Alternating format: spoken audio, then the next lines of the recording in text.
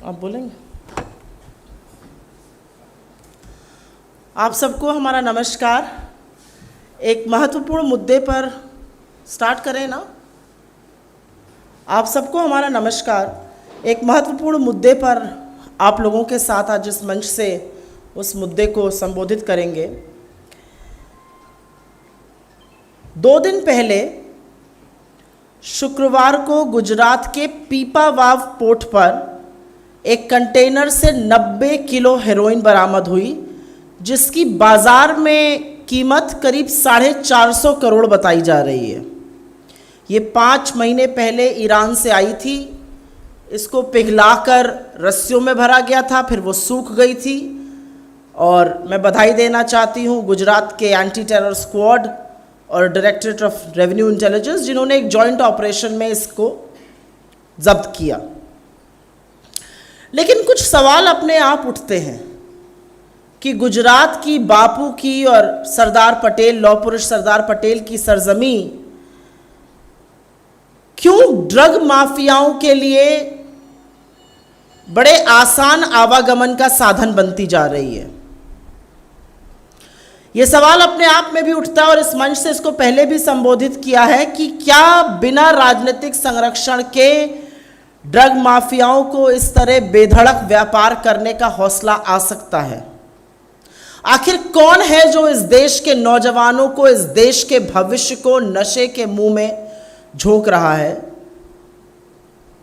और ऐसा क्यों है कि लगातार गुजरात के ही समुद्री तटों से ड्रग के सिंडिकेट की, ड्रग की धांधली की, ड्रग के धंधे की जड़ें हमारे देश में फैल रही हैं? और ये पहला वाकया नहीं है। ये जो 90 किलो हेरोइन बरामद हुई, ये पहला वाकया नहीं है 450 करोड़ की। अभी 25 अप्रैल को ही कच्छ में कराची से आती हुई एक नाव में 9 लोगों के साथ करीब 280 करोड़ रुपए की हेरोइन पकड़ी गई थी। अगर आपको याद हो, हमने इस मंच से संबोधित भी किया था और कुछ मांगे भी उठाई थी, जवाब तो मिला नहीं। लेकिन सितंबर 2021 में गुजरात के अडानी मुद्रा पोर्ट से अफगानिस्तान से आई करीब 21,000 करोड़ की 3,000 किलो हेरोइन जब्त हुई थी। और उसी के पहले पता चला था जून पिछले साल करीब 25,000 किलो हेरोइन जो 1,75,000 करोड़ की थी, वो हमारे मार्केट में खुलेआम बिक गई थी। उसको जब्त नहीं किया जा सका था। तमाम और वाक़ये हैं। पिछले साल अप्रैल में 150 करोड़ की हेरोइन के साथ लोगों को अरेस्ट किया गया। जनवरी 2020 में एक मछली पकड़ने वाली नाव से 175 करोड़ की हेरोइन बरामद हुई। अगस्त में 2018 में हेरोइन बरामद हुई और ये लगातार 2016-2015 तक ये मामला चलता जा रहा है। इसके तमाम एग्जाम्पल्स हैं जो हम आपको दे रहे हैं आप प्रेस रिलीज के साथ। लेकिन ये सारे वाक़ये कहीं ना कहीं गुजरात के तटों से ही हो रहे हैं। जैसा कि मैंने आपको बताया, पिछली बार के 2 चौंकाने मामले वाले अडानी मुंद्रा पोर्ट के थे। इस बार का जो मामला है वो निखिल गांधी ऑपरेटेड पीपावाव पोर्ट का है, जो कि गुजरात में है। लेकिन हजार सवालों के बावजूद, और ये बहुत गंभीर मामला है, गृह मंत्री की और प्रधानमंत्री की चुप्पी इस पर नहीं टूटती है। हाँ, खाना पूर्ति के लिए एक ट्रेडिंग कंपनी के दंपत्ति को पिछले साल गिरफ्तार किया गया था। रिपोर्ट्स के हिसाब से यह भी पता चला था कि अडानी समूह के कुछ लोगों से पूछताछ करी गई, लेकिन उसके आगे क्या हुआ ये किसी को नहीं पता। इस सिंडिकेट को तोड़ने का, इस सिंडिकेट का खुलासा करने की अभी तक कोई बड़ी रणनीति होती नहीं दिख रही है। तो ये सच है कि इस देश के युवा 8 साल हो गए 16 करोड़ रोजगार के सपने देख रहे हैं, लेकिन उनको दी जा रही है ड्रग की प्रचुर मात्रा में उपलब्धि। नारकोटिक्स कंट्रोल ब्यूरो के बारे में मैं जो कहूं वो कम है। किसी के पास जरा सी भी, ये मैं मानती हूं कि किसी के पास जरा सा भी ड्रग मिले वो आपराधिक है, लेकिन 2 ग्राम की ड्रग पर ताता थैया करके जबरदस्त नाच नाचने वाले टीवी चैनल चुप हैं, नारकोटिक्स कंट्रोल ब्यूरो चुप है। यहां पर हजारों करोड़ों की हेरोइन देश में आती जा रही है। कुछ पोर्ट से निकल जाती है, कुछ जब्त हो जाती है। तो आज प्रधानमंत्री जी से और उनकी सरकार से हमारे 5 सवाल हैं। ज़्यादा सवाल नहीं है, 5 सवाल हैं और 5 मोटे सवाल हैं। हिंदुस्तान के भविष्य को नशे के मुंह में झोंका जा रहा है, आप मौन क्यों हैं? आप 140 करोड़ भारतीयों के प्रधानमंत्री हैं, ये आप भूल जाते हैं। आप सिर्फ भाजपा के प्रधानमंत्री अपने आप को मानते हैं, लेकिन आप मौन क्यों हैं? आप चुप्पी कब तोड़िएगा? ये पहला सवाल है।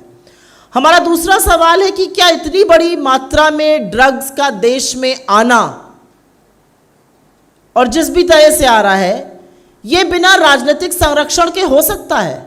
और क्योंकि इस मामले को बार बार उठाया जा रहा है, सरकार ने ऐसी कौन सी ठोस रणनीति बनाई है जिससे कि ड्रग्स सिंडिकेट को ध्वस्त किया जा सके? यह हमारा दूसरा सवाल है। हमारा तीसरा सवाल, और यह अहम सवाल है, कि आखिर बापू और सरदार पटेल की भूमि गुजरात के तट ड्रग तस्करों के लिए आसान रास्ते क्यों बनते जा रहे हैं?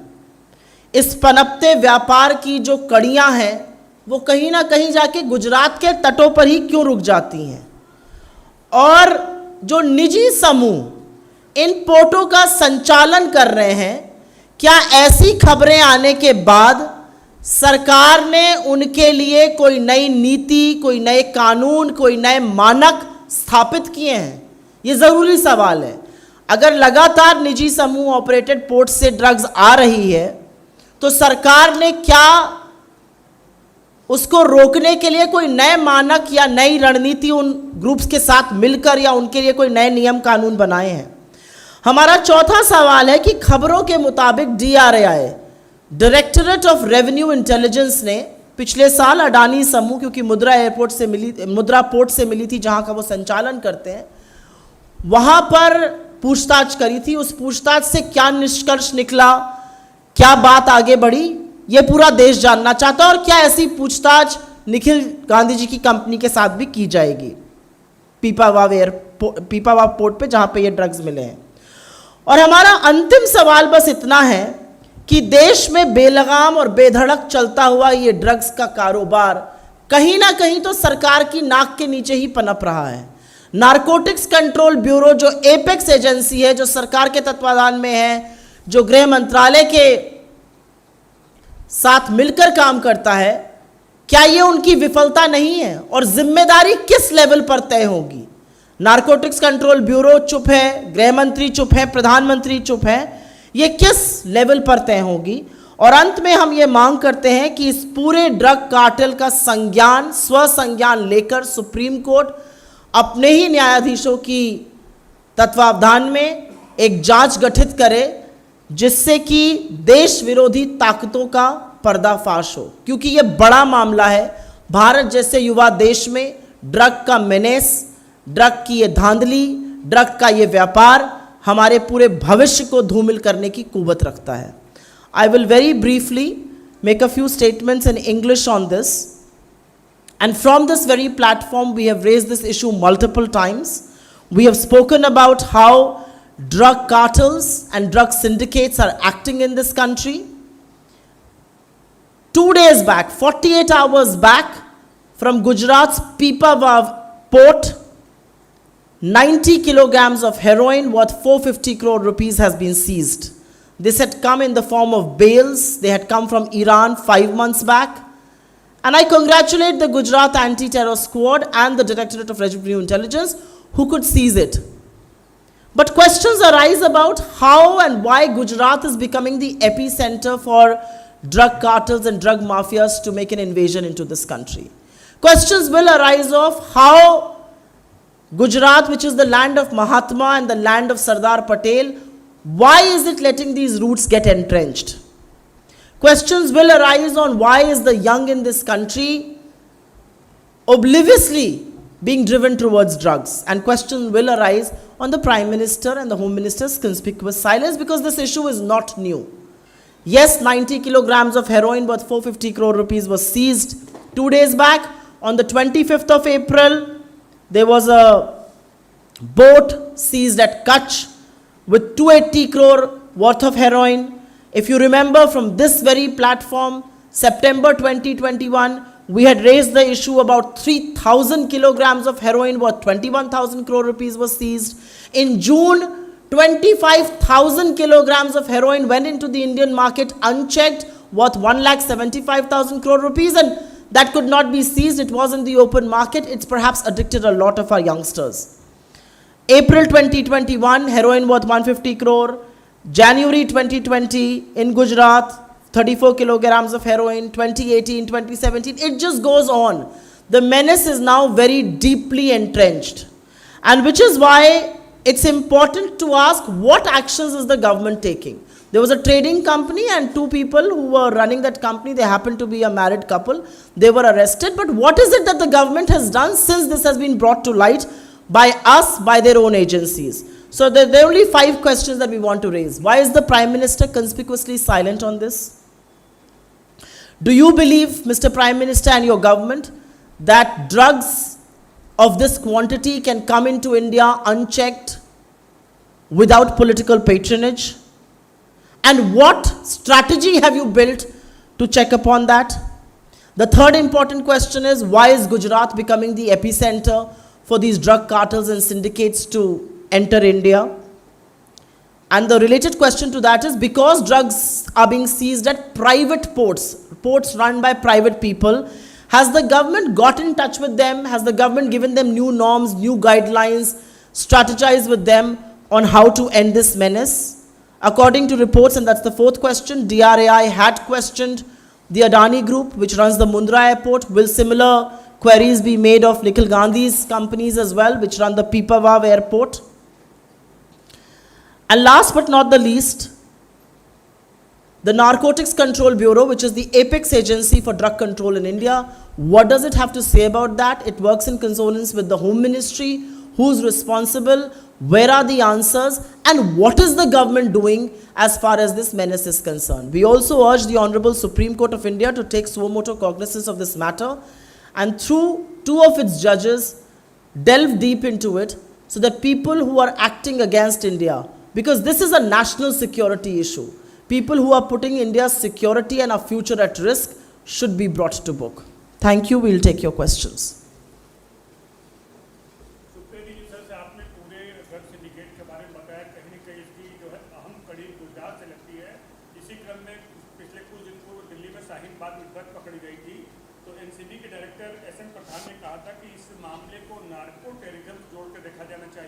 जिसमें उन्होंने स्पष्ट कहा ईरान, पाकिस्तान और मध्य पूर्व के लोग शामिल हैं, और उन्होंने जोर देकर कहा इस पूरे धंधे की महत्वपूर्ण पड़ाव जो पूरे धंधे का है, ये खुद एनसीबी कहती है गुजरात है। और गुजरात की अगर बात करें, पिछले साल तक लगभग 25,000 करोड़ से अधिक की जब्ती हो चुकी है। आपका सवाल अच्छा है, और जब्ती ही हुई है। ये 25,000 करोड़ की जब्ती हुई है, इसमें से काफ़ी हेरोइन बेधड़क देश के युवाओं तक पहुंच भी चुकी है। चलिए, एनसीबी के चीफ ने ये बोला, तो मैं जानना चाहती हूं उनसे कि वो क्या कर रहे हैं इस मेनेस को रोकने के लिए।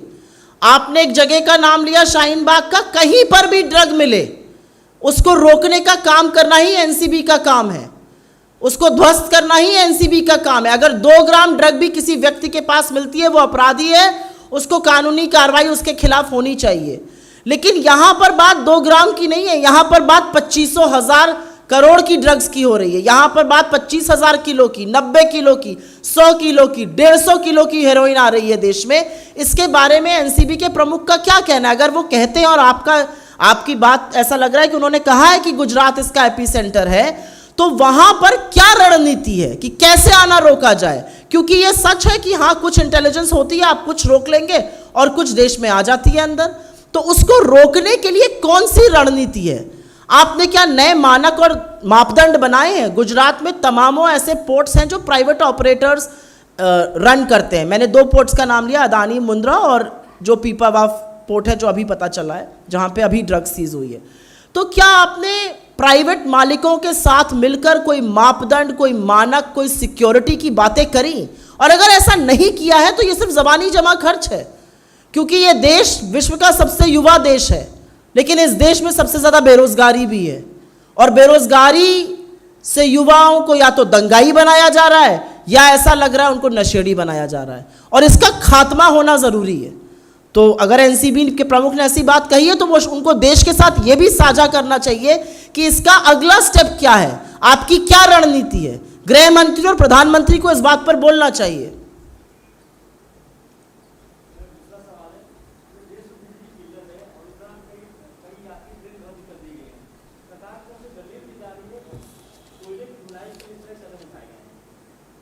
कोयले की ढुलाई के लिए देखिए, ऐसा है कि जब सरकार को काम करना चाहिए तो सरकार वैमनस्यता फैलाने में, हिंसा भड़काने में, आक्रोशित करने में व्यस्त रहती है। सबको पता था गर्मी का महीना आने वाले हैं, कोई पहली बार तो अप्रैल मई जून आया नहीं है इस देश में या इस विश्व में। सबको पता है हर साल गर्मी बढ़ती जा रही है, सबको पता है कोयला चाहिए एक्स, मिल रहा है x-10। तो सरकार की क्या प्लानिंग थी, सरकार की क्या तैयारी थी इस कोयले की आपूर्ति को पूरी करने के लिए? और हम लोगों ने तो इस पर लगातार आपसे आंकड़े देकर भी बात किया है। कोयला जितना चाहिए होता है उससे कम कोयला इस देश के पावर प्लांट्स को क्यों दिया जा रहा है?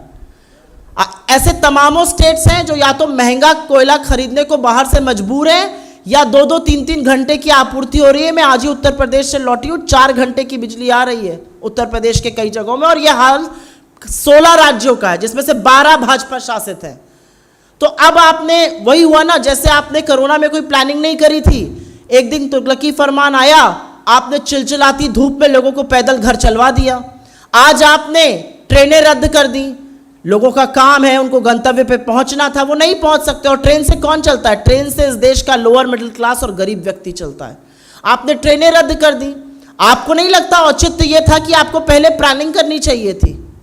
तो ये सरकार का वो रुख दिखाता है जहां पर ठीकरा हमेशा दूसरों के सर पे फोड़ा जाएगा। महंगाई के लिए जिम्मेदार राज्य हैं, तेल की कीमत के लिए जिम्मेदार राज्य हैं, कोयले की आपूर्ति नहीं हुई जिम्मेदार राज्य हैं, बिजली नहीं आ रही जिम्मेदार राज्य हैं। हर चीज के लिए अगर जिम्मेदार राज्य है तो दिल्ली सरकार झुंझुना बजाने के लिए है क्या? यहां पर आपने क्या प्लानिंग करी थी? इस देश की जनता के मन में है ये सवाल। आपने 200 से ऊपर ट्रेनें रद्द कर दी, कितने ही लोग आज अपने गंतव्य पे नहीं पहुंच पाएंगे। उनके लिए हवाई जहाज से उड़ना आसान नहीं है, उनके लिए बसों से चलना और गाड़ियों से चलना मुमकिन नहीं है, लेकिन ये ना प्लानिंग का नतीजा है। और कोई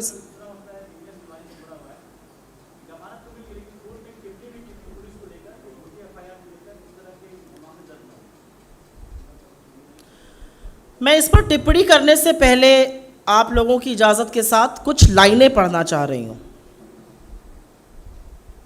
ये लाइनें मेरी नहीं हैं, ये बारपेटा के डिस्ट्रिक्ट एंड सेशंस जज जस्टिस अपरेश चक्रवर्ती जी की हैं, और मैं कोट करके इनको पढ़ रही हूं। और ये तल्ख टिप्पणी उन्होंने असम की पुलिस के लिए करी है। Converting a hard and democracy into a police state is simply unthinkable, and if the Assam police is thinking about the same is perverse thinking. I shall repeat it for the benefit of everybody. Converting our hard-earned democracy into a police state is simply unthinkable, and if the Assam police is thinking about the same is perverse thinking. एक जज का असम में यह कहना है कि हमारी शिद्दत से लड़कर अर्जित किए हुए लोकतंत्र को एक पुलिस राज में बदलने का कुत्सित काम असम की पुलिस कर रही है। वो आगे भी कहते हैं, the court has directed that a copy of the order, जो जिग्नेश मेवानी जी की बेल कॉपी का ऑर्डर है, that should be sent to the registrar general of the high court for placing it before the Chief Justice. Court begins to look into this aspect and consider whether the matter can be taken up as a public interest litigation to curb the ongoing police excesses in the state. I will also make some more lines known to the viewers and you at large, and I'm quoting directly from the judgment. This is all within quotes.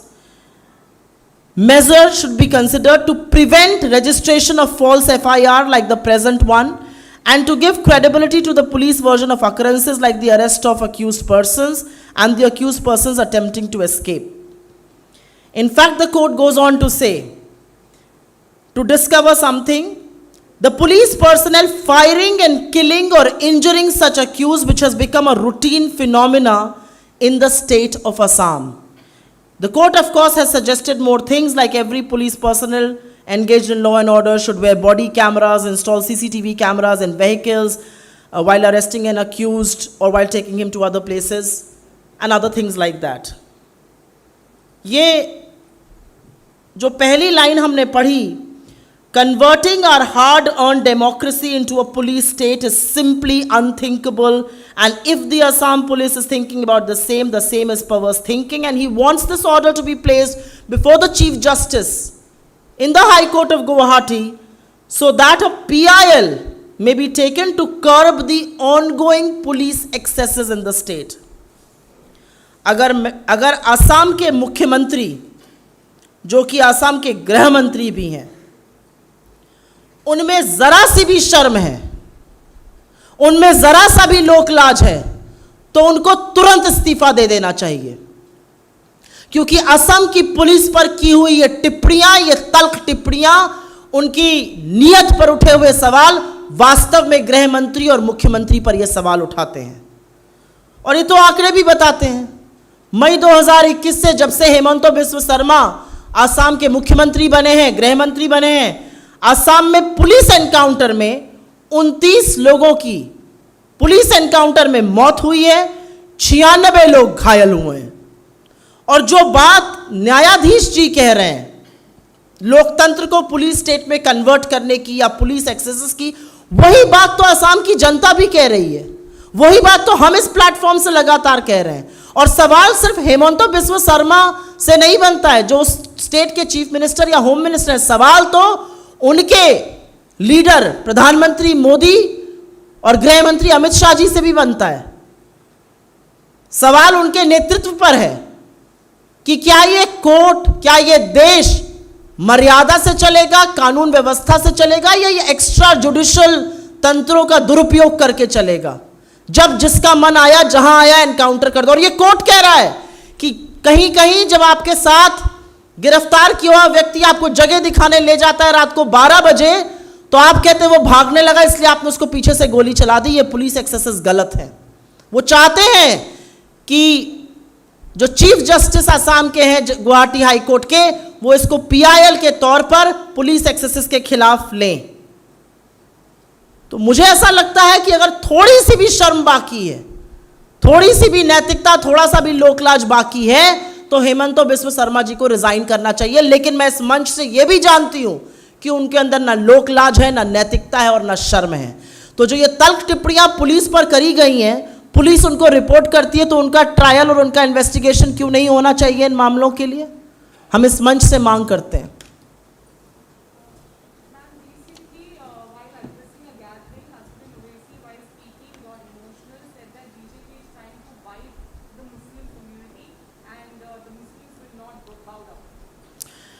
You know, there is BJP and then they have multiple team Bs. I would not like to make comments on certain team Bs because any kind of excesses done anywhere in the country are wrong. And all of these people do nothing to bring peace and harmony to our country. All of these people, the ones that you've named who continue to act as team B of the BJP in various parts of the country, they continue to ruin law and order, they continue to sing to the BJP's tunes, they do everything in their power to divide our people. So these are, they don't have independent views. Their views are largely echoed with what the BJP wants them to say so that it becomes easier to polarize.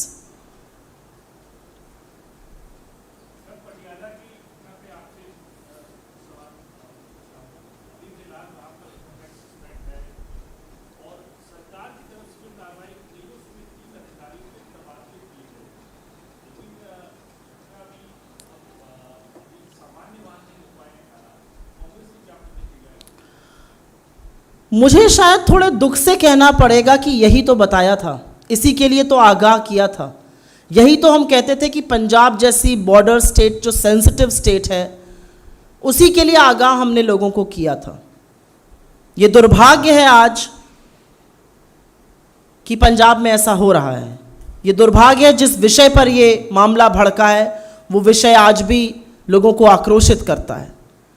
लेकिन जो लोग कल तक प्रशासन और police का रोना पीटते थे, ठीकरा फोड़ते थे दूसरों के सर पर, आज तो आपके पास पुलिस भी है, प्रशासन भी है।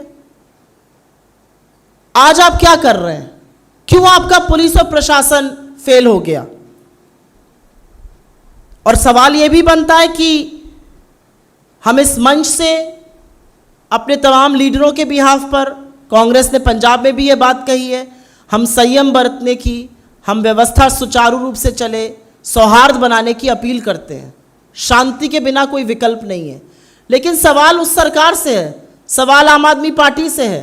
पहले तो आप दिल्ली में रोना धोते थे कि आपके पास प्रशासन पुलिस नहीं है, तो आप नहीं चीज़ें कंट्रोल कर पा रहे हैं। पंजाब में तो इसकी भी कमी नहीं है, क्यों नहीं चीज़ें कंट्रोल हो पाई?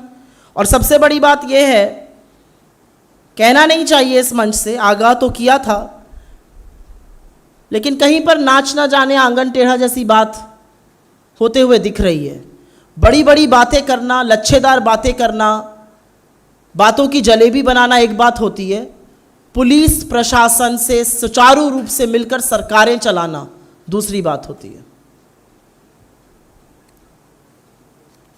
डन, शुक्रिया।